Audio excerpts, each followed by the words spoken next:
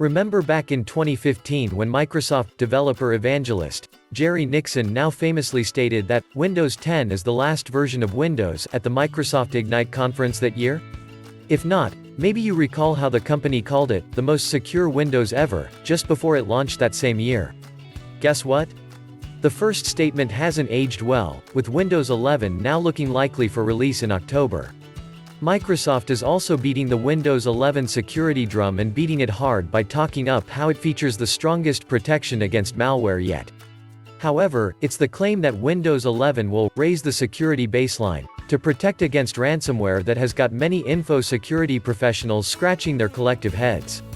Before we get to the Windows 11 ransomware red herring, let's deal with the security stink that's been wafting around social media and tech forums since the hardware requirements for running the next generation Windows operating system were revealed, shall we? Yes, I'm talking about the great TPM kerfuffle. The Trusted Platform Module, TPM, is a hardware requirement for running Windows 11, specifically TPM 2.0, which replaced the previous TPM 1.2 standard in 2019. Hence the online anger over needing to upgrade your computer to upgrade the OS.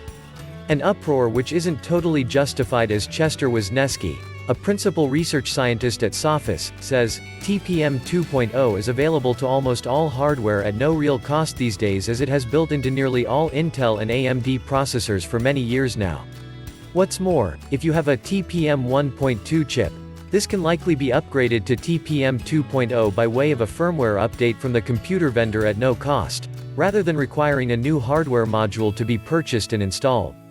Although Microsoft has withdrawn the somewhat controversial, because of the lack of detailed information it provided to users, Windows 11 compatibility checker at the moment, it's easy enough to find out if you have the TPM 2.0 component required to run Windows 11. Open Device Manager, expand the Security Device option and you'll see a TPM entry if you have one. As to what it does, here's how David Weston, the Director of Enterprise and OS Security at Microsoft, described TPM.